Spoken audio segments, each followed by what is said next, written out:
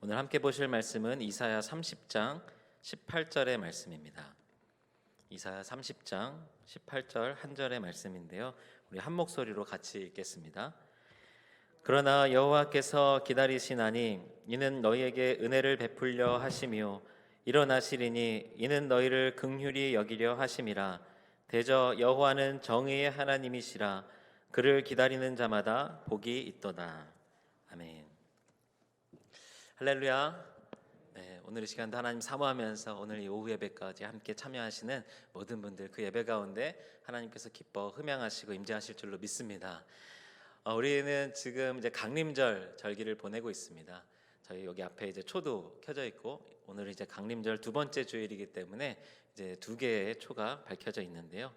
이제 강림절은 사실은 교회력으로 우리가 보게 되면 교회력의 시작이 바로 강림절 절기입니다. 우리는 이제 대개는 이 강림절이 12월 마지막 주 또 12월 주간에 이제 성탄절을 준비하면서 진행이 되기 때문에 한 해를 마무리하는 그런 절기의 그런 느낌이 있는데요. 사실 교회력으로는 이 강림절로 이 교회력이 시작이 됩니다.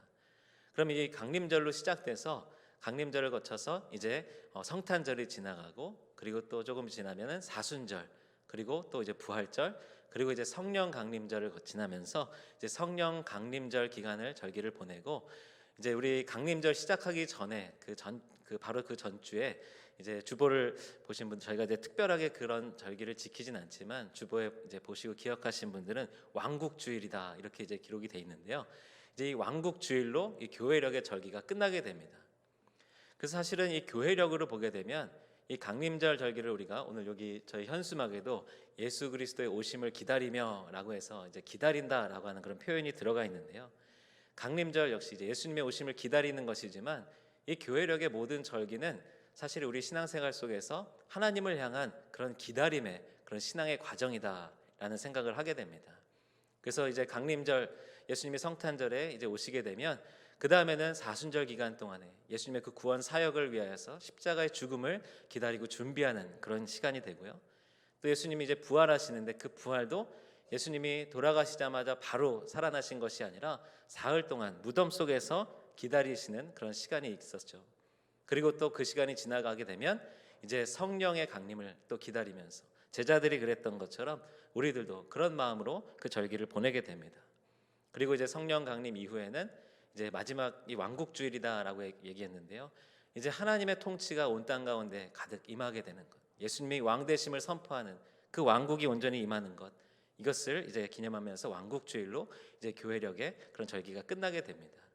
그러니까 이 강림절 절기를 보낼 때는 물론 우리가 세상 속에서는 이제 올해도 이제 2022년에 마무리하는 마지막 달을 보내고 있으니까 올 한 해를 돌아보고 점검하는 그런 절기로 이제 그런 시간으로 보내고 있지만 그러나 우리가 신앙적으로는 이제 예수님을 기다리는 마음으로 우리의 신앙을 새롭게 하고 다시 그동안에 우리가 하나님 앞에 온전하지 못했던 모습들은 돌아보고 회개하면서 다시 우리의 신앙을 세워가는, 어떻게 보면 신앙적으로는 새해를 맞이하여서 새로운 결단들을 해나가고 이제 새로운 출발을 하는 그런 절기가 강림절 절기다라고 할 수 있습니다. 강림절 절기는 이제 기다림의 절기다라고 이제 말씀을 드렸는데요. 우리가 이제 간절히 그런 기다리는 그런 소식들이 있습니다. 물론 지금 우리가 강림절 절기를 보내면서 아기 예수의 오심, 성탄절을 기다리고 있지만 우리가 요즘 이렇게 간절히 기다리는 소식이 있다 그러면 어떤 것들일까요? 지난 주간에 이제 간절히 기다리는 소식이 하나 있었는데 우리 대한민국의 16강 진출 소식을 그렇게 간절히 기다렸습니다. 그 대한민국 축구팀의 이제 골이 터지기를 또 간절히 기다리면서 또 이제 브라질도 이기고 8강도 올라갔다는 그런 소식도 기다려지는데요. 그런데 기다리는 시간은 참 쉽지 않습니다. 우리 한국 축구도 꼭 그 추가 시간에 마지막 끝나기 직전에 이제 골을 넣곤 하는데 그런 기다리는 시간이 참 조마조마하고 참 어렵죠.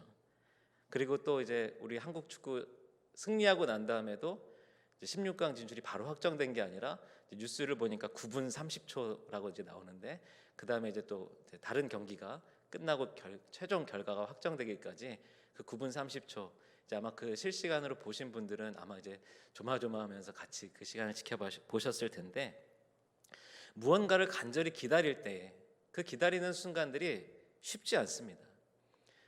이제 어른들도 요즘은 이제 핸드폰으로 유튜브를 많이 이제 보시는 것 같아요. 근데 유튜브 그 영상을 보다 보면은 중간에 이제 뭐가 나옵니까? 이제 광고가 나옵니다. 물론 이제 더 이제 유료로 이제 보시는 분들은 그런 게 없는데, 저희 아이들도 이제 유튜브에 그런 어린이 콘텐츠들이 있어서 그걸 보여주다 보면은 이제 중간에 이제 광고가 나오면은 이제 아이들이 엄마 광고, 아빠 광고 그러면은 이제 광고를 이제 이렇게 빠르게 스킵하는 그런 버튼이 있어서 광고를 넘겨줍니다. 그런데 이제 그렇게 빨리 자기가 보고 싶은 영상을 광고가 나오면은 넘겨서 보는 것이 익숙했던 아이들이 이제 그냥 TV 방송에서 나오는 만화 채널이나 이런 데서 만화를 보다 보면은 또 역시 이제 중간에 광고가 나오죠. 근데 이제 그 TV에서 나오는 광고는 넘길 수가 없잖아요. 근데 애들이 광고가 나오면 또 어떻게 해요? 엄마 광고, 아빠 광고 그러면은 아 이거는 못 넘기는 광고야 그러면은 아이들이 그 시간을 기다리는 것을 너무 힘들어합니다. 그러니까 무언가를 기다린다라는 것은 쉽지 않고 또 익숙하지도 않은 것 같습니다. 특히나 요즘은 모든 것이 빨라지고 기다리지 않고 바로바로 할 수 있는 그런 시대가 되다 보니까 기다린다라는 것이 참 어려운, 그런 점점 어려운 시대를 우리가 살고 있는 것 같습니다. 그런데 아까 제가 교회력을 통해서도 말씀드렸지만 우리 신앙생활은 하나님께서 기다림의 그런 시간들을 계속해서 우리에게 주신다라는 생각을 하게 됩니다. 아이가 태어날 때도 어떻습니까? 10달, 이제 9개월 가까이 그 엄마가 아이를 베고 있는, 임신하고 있는 그런 시간이 필요한 것이죠. 우리가 무언가 열매를 거둘 때도 어떻습니까? 봄에 씨를 뿌리고 가을에 추수할 때까지 그 열매를 거두기까지 긴 기다림의 시간이 필요합니다. 성경을 보게 되면 하나님께서는 사람들을 세우시고 어떤 역사를 일으키실 때도 그런 기다림의 훈련을 시키셨습니다.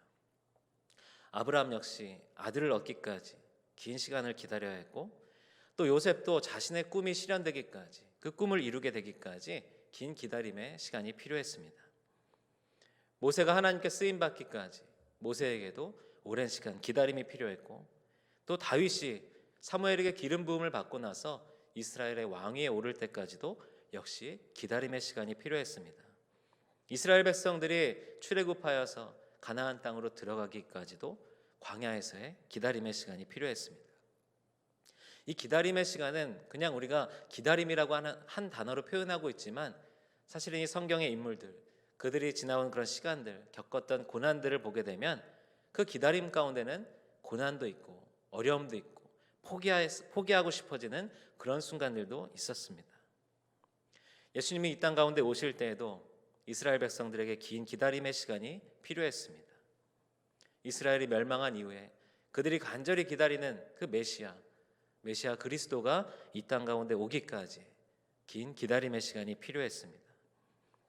예수님이 이 땅 가운데 오시고 난 이후에도 예수님이 본격적으로 공생애를 시작하시기 전까지도 기다림의 시간이 있었습니다.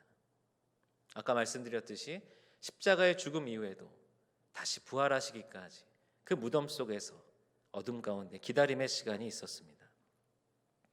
그리고 이제 예수님께서 승천하신 이후에, 그리고 우리에게 성령을 보내실 때도 예수님은 제자들에게 기다리라 라고 말씀하셨습니다. 그리고 지금 이 시대를 살아가고 있는 우리들에게 우리 하나님께서는 역시 다시 오실 예수님을 기다리라고 말씀하십니다. 여러분들은 지금 무엇을 기다리면서 살아가고 계십니까? 어떤 일들이 일어나기를 기다리고 계십니까? 다시 오실 예수님, 우리는 분명히 그 예수님의 재림을 기다린다라고 그렇게 고백할 것입니다. 그런데 중요한 것은 그럼 과연 어떤 마음으로 기다리는가? 그 기다림의 시간들을 어떻게 보내고 있는가? 그것이 중요하다라고 생각이 됩니다. 오늘 우리가 읽었던 말씀 이사야 30장 우리가 18절의 짧은 한 절의 말씀을 함께 보았는데요. 이 말씀은 이스라엘 백성들을 향한 하나님의 경고 그리고 하나님의 약속이 담긴 말씀입니다. 이 본문의 상황은 열왕기하 16장에 펼쳐지고 있는 상황인데요. 이제 이스라엘의 강대국 아수르가 위협을 하기 시작합니다. 당시 북이스라엘과 남유다로 나눠져 있었던 이스라엘에 이제 조금 지나면 북이스라엘은 이 아수르에 의해서 멸망하게 됩니다. 그리고 지금 그 아수르의 공포 가운데 떨고 있는 남유다를 향하여서 하나님께서는 끊임없이 이제 회개하고 돌이켜서 하나님을 의지할 것을 말씀하고 계시지만 이때 남유다 아하스 왕의 모습은 하나님만을 붙잡는 그런 의지하는 모습이 아니었습니다.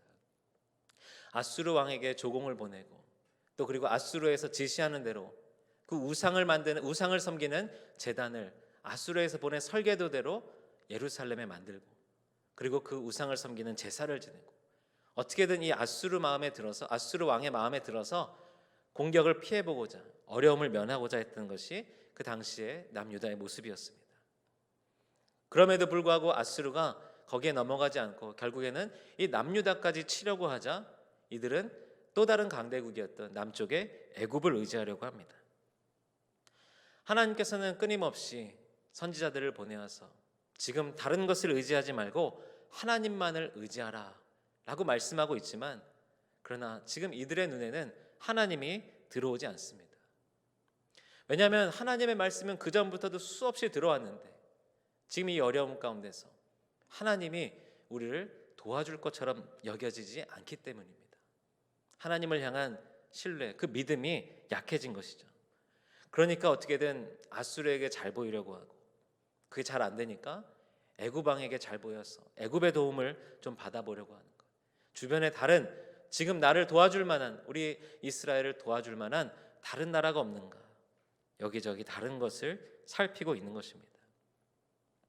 하나님께서는 분명히 말씀을 통하여서 이스라엘에게 지금 다른 나라들을 의지하고 애굽의 도움을 요청하려고 하는 그 남유다를 향하여서 그렇게 했을 때 분명히 하나님의 심판을 받게 될 것이다. 준엄하게 경고하십니다. 하지만 하나님께서는 그 경고하시는 가운데서 진짜 하나님의 마음이 무엇인지를 오늘 말씀을 통하여서 알려주고 계십니다. 우리가 읽었던 18절 말씀을 보게 되면 그러나 여호와께서 기다리시나니 이는 너희에게 은혜를 베풀려 하심이요. 오늘 제가 설교의 제목으로 기다리심과 기다림이라고 하는 그런 제목을 지어봤습니다. 오늘 말씀 가운데 이제 기다리신다라고 하는 표현이 나오고 또 기다린다라고 하는 그런 표현도 나오는데요. 물론 이제 기다리신다라고 하는 것은 하나님의 기다리심입니다. 기다림이라고 하는 것은 이스라엘 백성들, 바로 우리들의 기다림을 말하는 것입니다. 우리는 이제 강림절 절기를 보내면서 계속해서 우리가 이 신앙생활 가운데서 우리만 무언가를 기다린다라고 생각할 수 있는데요. 오늘의 이 말씀을 보게 되면 하나님께서도 기다리시고 계신다는 것입니다. 무엇을 기다리시고 계십니까? 은혜를 베풀기 위해서 이스라엘 백성들에게 은혜를 베풀 그 순간을 기다리고 계시는 것입니다. 그런데요, 하나님께서 우리를 구원하길 원하는 그 하나님의 마음을 우리가 너무나도 잘 알고 있지만 우리가 또 알고 있는 것은 무엇입니까? 하나님이 아무리 우리를 구원하기를 원하시고 정말 어떻게든 구원하기를 원하셔도 어떤 목사님, 제가 존경하는 어떤 목사님의 그 말씀을 들어보니까 하나님의 마음은 한결같이 나는 너 죽는 꼴 못 본다라는 그런 게 하나님의 마음이다라는 말씀을 하시더라고요. 그러니까 구약 성경을 통하여서 율법을 주시고 출애굽하시고 하나님이 이스라엘 백성들과 관계를 맺으셨지만 그게 잘 안 되니까 새로운 언약, 예수 그리스도를 통한 새로운 언약을 다시 맺으시는 것, 이것이 하나님의 마음이라는 것입니다. 너 죽는 꼴 못 본다. 그러니까 하나님은 어떻게든 우리를 구원하기를 원하시는 것이죠. 그런데 과연 하나님의 마음이 그렇다고 해서 우리가 모두 구원을 받을 수 있는 것이 아닙니다. 왜냐하면 예수 그리스도를 주님으로 고백하면서 우리가 하나님의 자녀됨을 고백하면서 예수님의 십자가의 보혈의 공로로 그 보혈로 인하여서 죄 사함을 받은 것, 이것을 고백하며 하나님을 향하여서 아버지라고, 예수님을 향하여서 메시아 그리스도라고 고백하지 못한다면 구원받을 수 없기 때문입니다. 오늘 하나님께서는 이스라엘 백성들에게 다른 데 의지하지 말고 정말로 너희들을 구원할 수 있는 오직 여호와 하나님, 나만을 바라봐라, 나만을 의지해라 라고 말씀하고 계십니다. 그래서 하나님은 그 은혜를 지금 하나님의 능력이라고 한다면 바로 아수르를 물리치시고 이 남유다를 건지실 수 있지만 하나님이 먼저 그렇게 하시는 것이 아니라 지금 이스라엘 백성들이 하나님을 향하여서 회개하며 돌이키며 의지하기를 기다리고 계시는 것입니다. 하나님의 기다리심은 은혜를 베풀기 위해서 기다리시는 것이다 라고 했습니다. 그러면서 오늘 말씀에는 그를 기다리는 자마다 복이 있도다, 라고 또한 기록하고 있습니다. 그러면 하나님을 기다리는 자는 어떠한 마음으로 하나님을 기다려야 할까요? 이 강림절 절기를 보내는 우리가 그 기다림의 마음을 깨닫고 품어야 될 줄로 믿습니다. 하나님은 이미 은혜를 주시고자 우리가 하나님만 바라보며 하나님께로 돌이키기로 하나님만 의지하는 그 순간을 기다리고 계십니다. 하나님이 그 기다리신 가운데 우리가 하나님만 의지하며 하나님께 간구하기만 하면 하나님은 바로 은혜를 베풀어 주실 것입니다. 그럼 우리는 어떤 마음으로 기다려야 할까요? 우리가 강림절 절기에는 우리가 이제 강림 또는 이제 다른 교단에서는 대림절 또는 대강절 여러 가지 그런 말들로 이 절기를 표현하고 있는데요. 영어에서의 강림절을 뜻하는 단어는 advent라고 하는 단어를 사용합니다. 라틴어 어드벤츠라는 그런 단어에서 나온 그런 말인데요. 이 단어는 오다라고 하는 뜻을 가지고 있습니다. 그러니까 너무나도 뻔한 것이죠. 우리가 무엇을 기다려야 하는가? 바로 우리를 향하여서 오심을 기다리는 것이죠. 이 강림절 절기는 예수 그리스도의 오심을 기다리는 절기이고 우리의 신앙생활 가운데는 늘 하나님께서 우리 가운데 오시고 우리 가운데 임재하시고 우리의 문제 가운데 역사하시고 우리가 하나님을 바라볼 때에 하나님께서 계획하신 은혜를 부어주시는 것, 그것을 기다리는 것이 바로 우리들의 기다림입니다. 강림절 절기를 보내면서 우리가 교회력의 시작이다라고 말씀을 드렸는데요. 새롭게 결단해야 되는 시간이다. 새롭게 시작해야 되는 시간이다라고 말씀을 드렸습니다. 우리 마음 가운데 정말 하나님의 은혜에 대한 감사하는 마음이 있는지, 예수님이 나를 위하여서 이 땅 가운데 오셨다라고 하는 그 믿음과 감사함이 우리 가운데 있는지, 우리가 이 강림절 절기를 보내면서 이제 예수 그리스도의 오심, 성탄절을 기억하면서 보내는데요.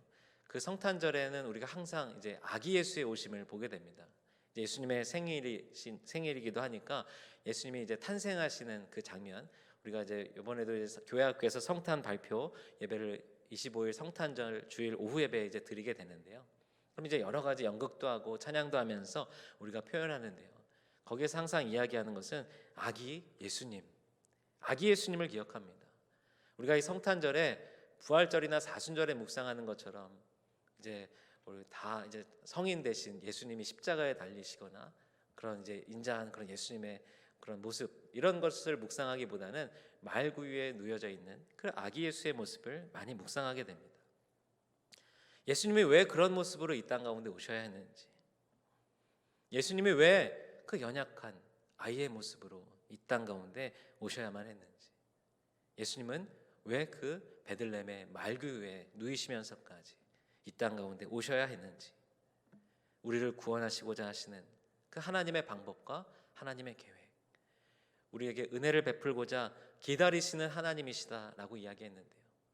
그리고 그렇게 기다리신 끝에 우리를 위하여서 예수 그리스도를 보내시는 그 하나님의 은혜가 이 땅 가운데 나타나는 그 시점, 우리는 이 절기를 보내면서 나를 위해 오신 예수님, 연약한 아이의 모습으로 오셔서 다 성장하기까지 그 수많은 시간들을 기다리시면서 십자가의 사역을 준비하시고 기다리셨던 그 예수님을 기억해야 될 줄로 믿습니다.